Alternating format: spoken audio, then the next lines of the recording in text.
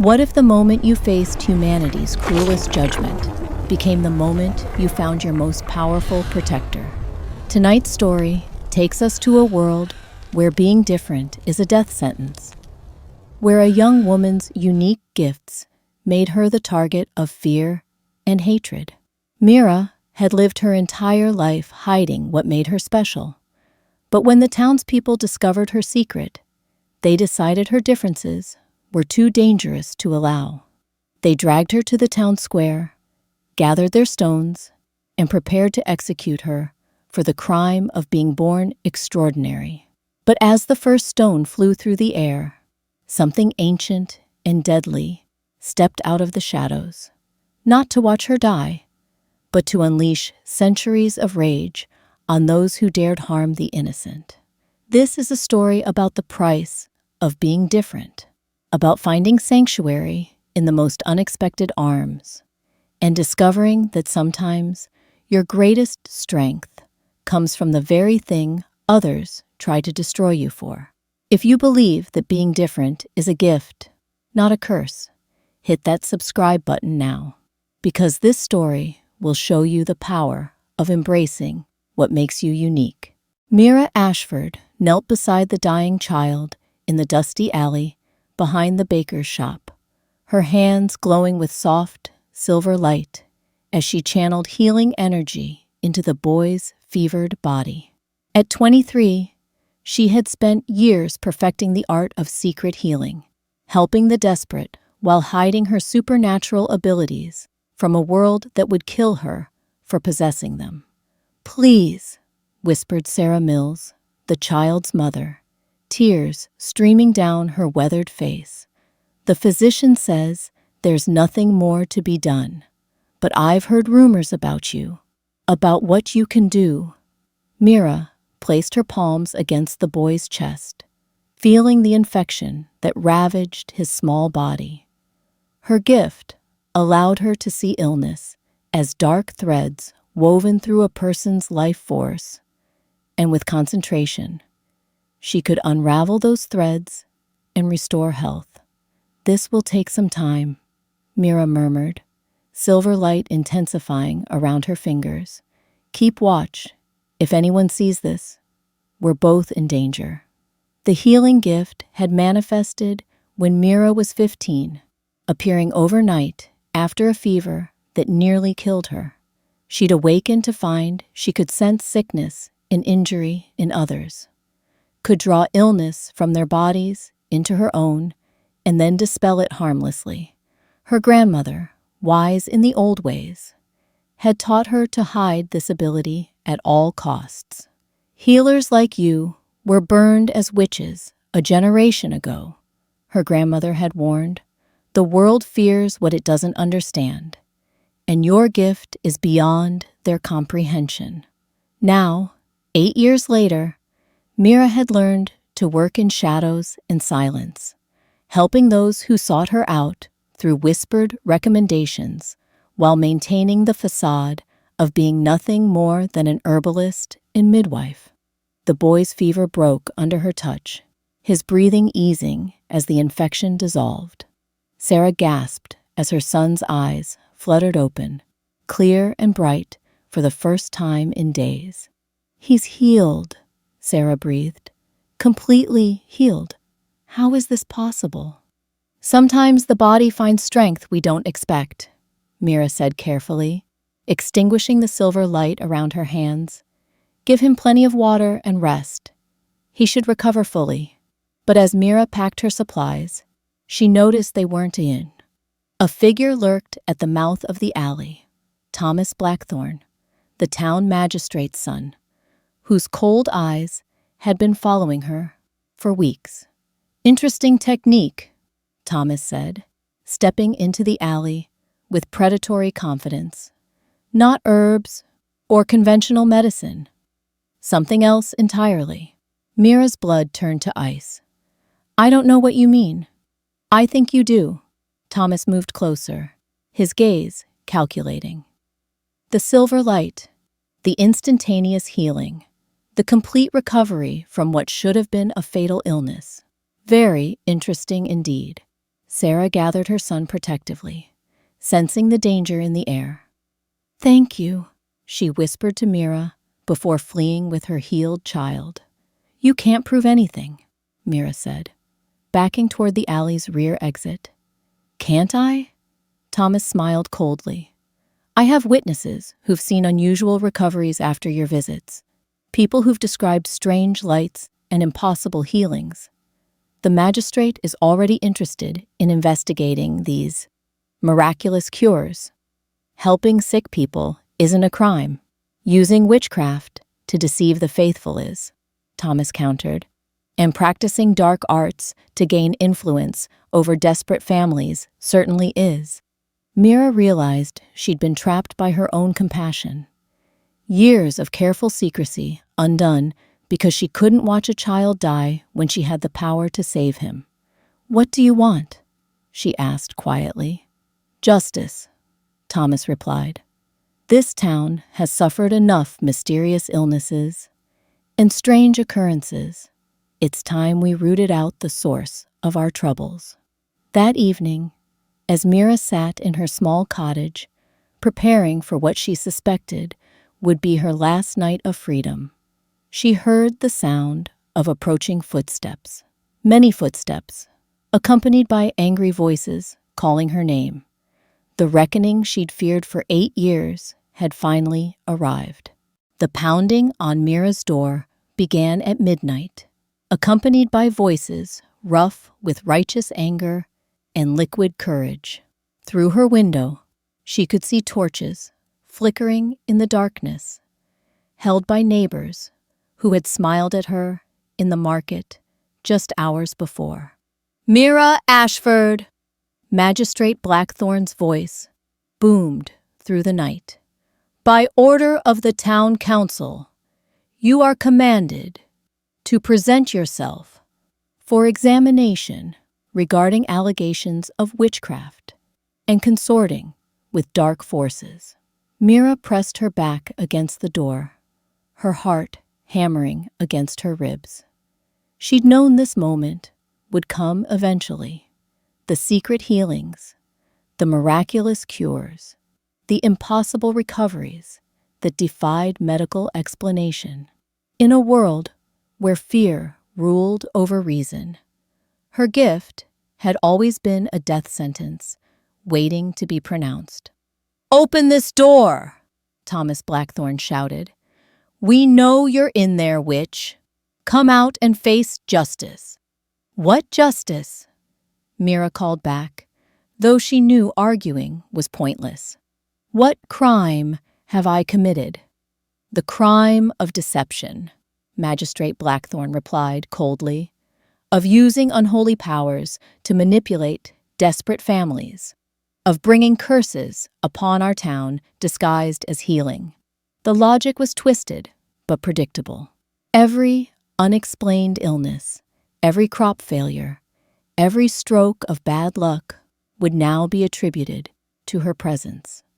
She had become the convenient explanation for all their fears and misfortunes.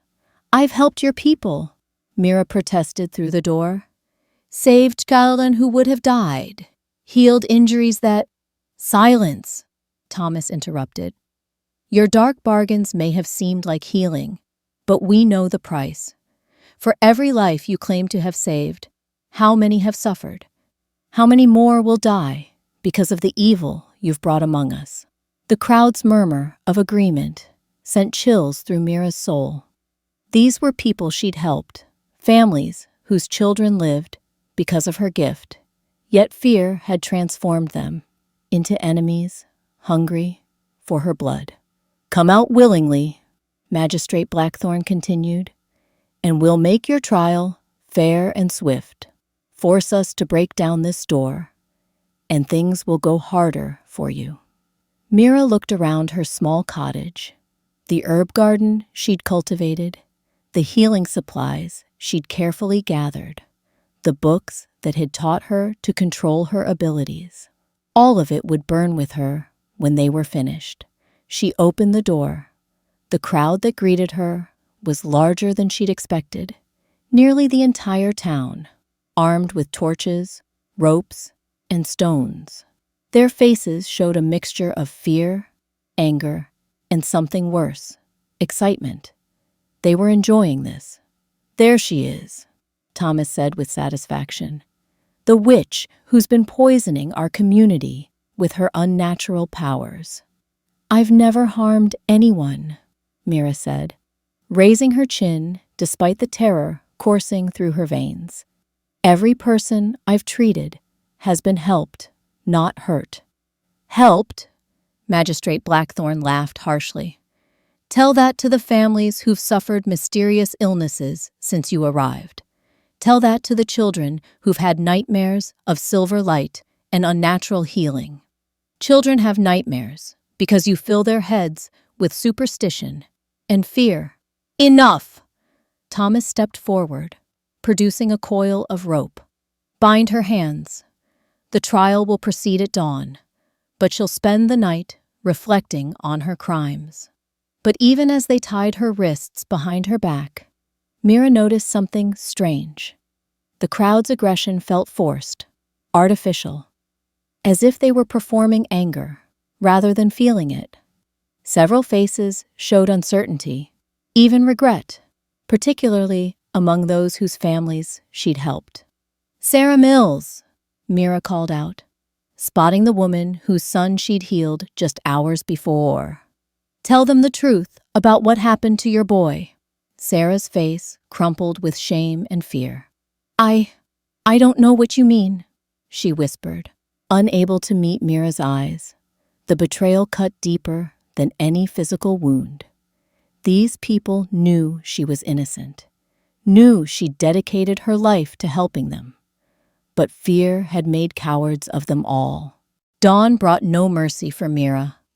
Only the construction of a makeshift platform in the town square, where her judgment would be pronounced. They'd kept her tied to a post all night, denying her water or shelter, while the townspeople prepared for what they called justice, but what felt remarkably like entertainment. "People of Millbrook," Magistrate Blackthorn announced as the crowd gathered, "we are here to address the evil that has corrupted our community." The woman known as Mira Ashford stands accused of practicing witchcraft, making pacts with demonic forces, and spreading curses disguised as healing. Mira studied the faces surrounding her, seeing neighbors who had welcomed her into their homes, mothers whose children she'd saved, men whose wives she'd helped through difficult births. All of them now stared at her with a mixture of fear and bloodlust that made her stomach turn. "The evidence is clear," Thomas proclaimed, holding up a leather satchel containing her healing supplies. Strange herbs, unnatural remedies, and tools used for occult practices. We've also heard testimony from multiple witnesses about the accused's ability to produce silver light from her hands. "That light heals people," Mira said, her voice carrying across the square, despite her parched throat. "It takes away pain and suffering. How is that evil?" "Because no mortal power can perform such feats," Magistrate Blackthorn replied coldly. "Only dark magic can grant such abilities, and dark magic always comes at a price." "What price?" Mira demanded. "Show me one person I've harmed. Find one family that suffered because I helped them." But the crowd's mind was made up. Fear had consumed reason, and they needed someone to blame for every hardship, every loss, every inexplicable misfortune that had befallen their community. "The trial is concluded," Magistrate Blackthorn announced. "Mira Ashford, you are found guilty of witchcraft and consorting with evil spirits. The sentence is death by stoning, to be carried out immediately." Mira's heart sank as the crowd cheered. She'd known this was likely, but hearing the words spoken aloud made it terrifyingly real. They dragged her to the center of the square and forced her to her knees. Around her, Townspeople picked up stones from carefully prepared piles, testing their weight and sharpness with disturbing enthusiasm. "Any last words, witch?" Thomas asked mockingly. Mira looked around at the faces of people she'd tried to help, people whose lives were better because of her gifts. "I forgive you," she said simply. "All of you, because you're acting from fear, not understanding." "Your forgiveness means nothing," Magistrate Blackthorn replied. "Begin." The first stone struck Mira's shoulder, sending fire through her arm. The second hit her back, and the third grazed her temple, drawing blood that ran into her eyes. She refused to cry out, refused to give them the satisfaction of her screams. But as the stones continued to fly, as pain bloomed across her body, and darkness crept in at the edges of her vision, Mira heard something that made her blood run cold. Footsteps. Not human footsteps, but something else. Something that moved with predatory grace and absolute purpose. The crowd's shouting began to die as they noticed it too, replaced by confused murmurs and nervous glances. From the shadows at the edge of the square stepped a figure that made every person present take an involuntary step backward. Tall, imposing, with pale skin and dark eyes that held centuries of controlled rage, he surveyed the scene with the cold assessment of an apex predator. "What?" he said in a voice that carried absolute authority. "Do you think you're doing?" The stoning had stopped, stones falling from suddenly nerveless fingers as the crowd faced something far more terrifying than any witch they'd imagined. Mira's salvation had arrived, though she wasn't sure if what came next would be rescue or simply a different form of death. Lord Gabriel Nightshade stood at the edge of the town square, like an avatar of vengeance, his ancient eyes taking in the scene with cold fury. The crowd pressed backward instinctively, recognizing apex predator energy even if they couldn't identify its source. "I asked you a question," Gabriel said, his voice carrying the authority of centuries. "What are you doing to that woman?" Magistrate Blackthorn, to his credit, tried to maintain some semblance of official authority. "This is a legal proceeding, stranger. The woman is a convicted witch, sentenced to death for crimes against our community." "Crimes?" Gabriel's gaze shifted to Mira, bloodied and kneeling in the center of the square, then back to the magistrate. "And what crimes might those be?" "Witchcraft, consorting with demons, spreading curses," Thomas began. But his words died as Gabriel's attention focused on him with laser intensity. "I've lived for 800 years, Gabriel said quietly, moving closer to the crowd with fluid grace. "I've seen real witches, actual demons, genuine curses. I've witnessed darkness that would drive most of you mad with terror. And you know what I see here." The crowd waited in terrified silence. "I see a gifted healer being murdered by frightened fools who can't distinguish between good and evil." Gabriel's fangs became visible as his anger intensified. "This woman has supernatural healing abilities, a gift so rare and precious that most people live entire lifetimes without encountering it. She's corrupted our town," Magistrate Blackthorn protested, though his voice lacked conviction. "Strange illnesses, mysterious accidents, have nothing to do with her," Gabriel interrupted. "I can smell lies, Magistrate. I can hear the fear in your voice, see the guilt in your thoughts. You know she's innocent. You've always known."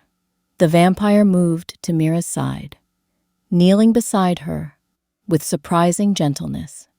His pale hands assessed her injuries with practiced efficiency, and she felt warmth flow from his touch. Not healing, but strength that helped her remain conscious. "Can you stand?" he asked softly. "I think so," Mira whispered, accepting his support as he helped her to her feet. "Good, because we're leaving." Gabriel turned back to the crowd, his expression shifting from gentle concern to deadly menace. "And if any of you try to stop us, I'll demonstrate what actual supernatural power looks like." "You have no authority here," Thomas said, though he stayed well back from the vampire. "This is our town, our justice, your justice." Gabriel laughed, and the sound held no humor. "You call murdering innocents justice? You think terrorizing healers protects your community?" His form began to change subtly, not dramatically, but enough to reveal his true nature. His canine teeth extended into proper fangs. His eyes took on an otherworldly glow, and an aura of power radiated from him that made the very air vibrate. "I am Lord Gabriel Nightshade," he announced, his voice carrying supernatural resonance. "I have walked this earth for 8 centuries, and in all that time, I have never encountered cruelty as senseless as what I've witnessed here today." Several townspeople fell to their knees, overwhelmed by the force of his presence. Others backed away until they pressed against buildings, trying to put distance between themselves and the ancient predator who had appeared to judge their actions. "This woman has dedicated her life to helping you," Gabriel continued, his fury building with each word. "She has saved your children, healed your injuries, eased your suffering, and your response is to stone her to death." "We didn't know," someone called from the crowd. "You didn't want to know," Gabriel corrected. "It was easier to blame her for your problems than to face your own failures and fears." He gathered Mira against his side, supporting her weight as blood continued to drip from her wounds. "She will recover from what you've done to her body," he said coldly. "But the damage you've done to your own souls, that may be irreparable." With inhuman speed, Gabriel lifted Mira into his arms and prepared to depart. But he paused at the edge of the square, turning back one final time. "If I ever hear of this town harming another innocent person," he said quietly, "I will return. And next time, I won't be nearly so merciful." Gabriel carried Mira through the forest with supernatural speed, her battered body cradled against his chest as he navigated paths invisible to human eyes. She drifted in and out of consciousness, pain from the stoning mixing with exhaustion and shock, to create a haze of suffering that even her healing abilities couldn't immediately overcome. "We're almost there," Gabriel murmured as they approached an elegant manor that seemed to grow from the forest itself. Ancient trees surrounded it like protective guardians, and warm light glowed from diamond-paned windows. Inside, Gabriel's household sprang into immediate action. Servants, some human, some clearly not, appeared to tend to Mira's needs without being asked. They drew a warm bath infused with healing herbs, prepared clean clothes, and laid out medical supplies with practiced efficiency. "They're used to helping the wounded," Gabriel explained as his housekeeper, an ageless woman with knowing eyes, examined Mira's injuries. "This house has always been a sanctuary for those who don't fit in the conventional world." Over the following days, Mira discovered the truth of his words.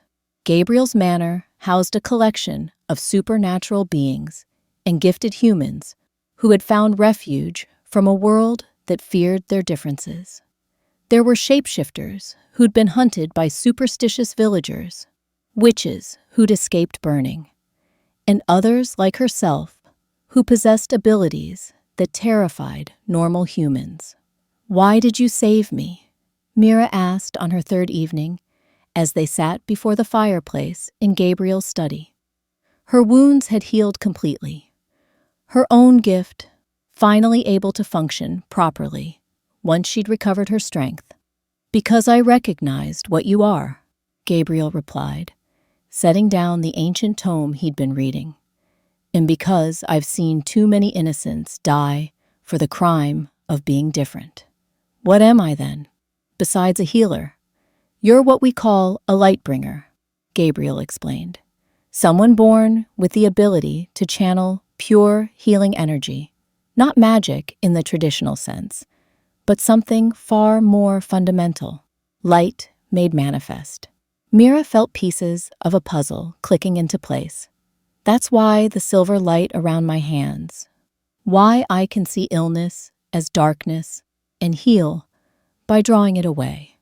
Exactly. Light bringers are extraordinarily rare. In 8 centuries, I've encountered perhaps a dozen individuals with your particular gift. "And what happened to the others?" Gabriel's expression darkened.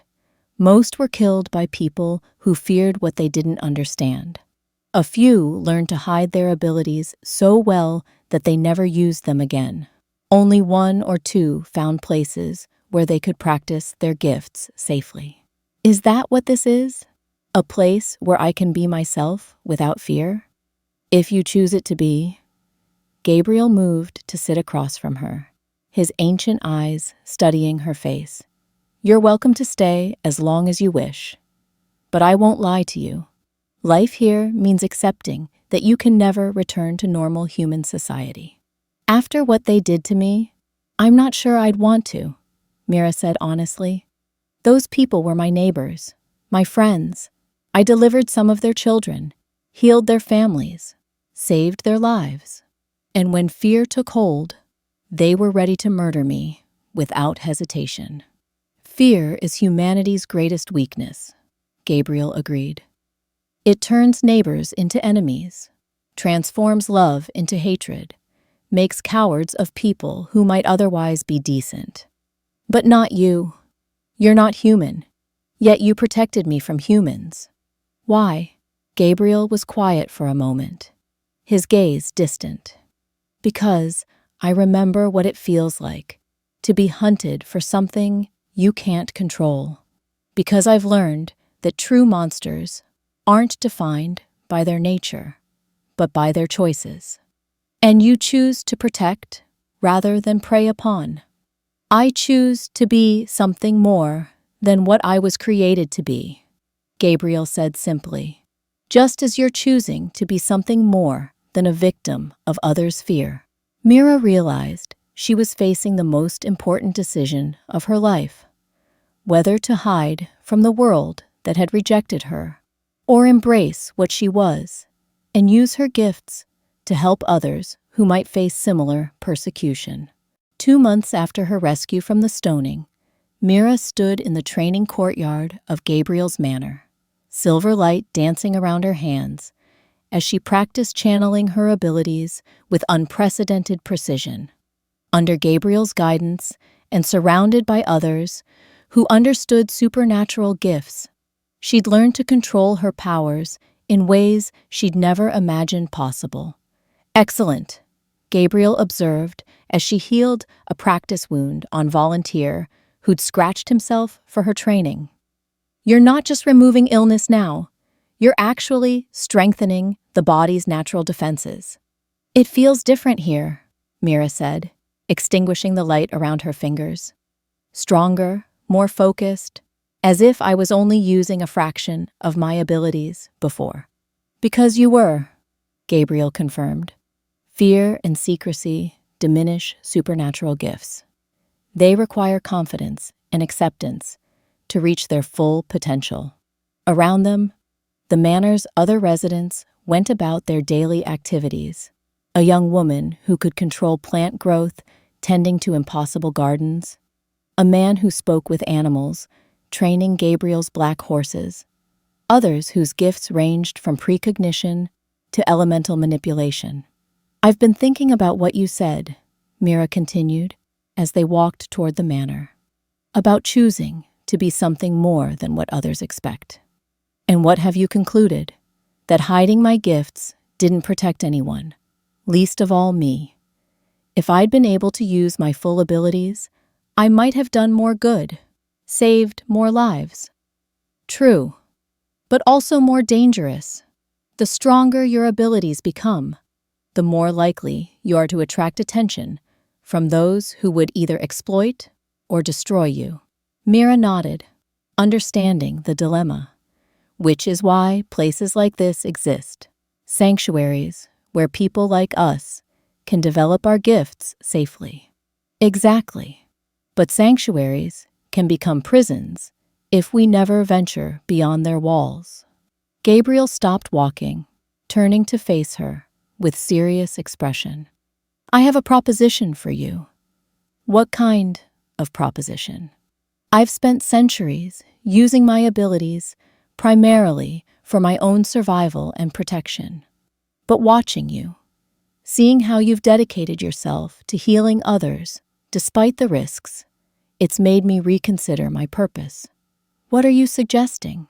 "A partnership. You could travel with me, using your healing gifts to help those who need them most. People in remote areas without access to medical care, supernatural beings who've been injured by hunters, anyone suffering who others have given up on." Mira felt excitement building in her chest. "And you would provide protection, ensure I could work safely without fear of persecution. More than that, I could help you find others like yourself, gifted individuals who are hiding their abilities out of fear. Together, we could show them they're not alone." The idea was both thrilling and terrifying. After a lifetime of hiding what she was, the thought of openly using her abilities to help others felt like finally being able to breathe. "What about the townspeople who tried to kill me?" Mira asked. "Do you think they've learned anything from what happened?" Gabriel's expression grew thoughtful. Fear-based hatred rarely learns from single experiences, but word of what happened has spread to other communities. Some will be warned away from persecuting healers. Others will double down on their prejudices. Then there will be more people who need sanctuary, more gifted individuals who need protection. Undoubtedly, Mira looked around at the manor that had become her refuge, at the people who had accepted her without question, at the vampire who had saved her life and helped her discover her true potential. "When do we leave?" she asked. Gabriel smiled, the expression transforming his entire face. "As soon as you feel ready to change the world, one healing at a time." That evening, as Mira packed supplies for their first journey together, she reflected on how completely her life had transformed. The frightened woman who had hidden her gifts for fear of persecution no longer existed. In her place stood someone ready to embrace her differences and use them to protect others facing similar struggles. Standing at her window overlooking gardens where impossible flowers bloomed under starlight, Mira realized that sometimes being different isn't a curse to hide from. It's a gift to share with a world that desperately needs healing. And if you believe that our differences make us stronger, not weaker, make sure you hit that subscribe button and share this story with anyone who's ever felt like an outcast for being unique. Let us know in the comments about a time when someone stood up for you when others wouldn't. And remember, the very thing that makes you different might be exactly what the world needs most. Until next time, never let fear convince you to hide your light. The world is too dark to waste such precious gifts.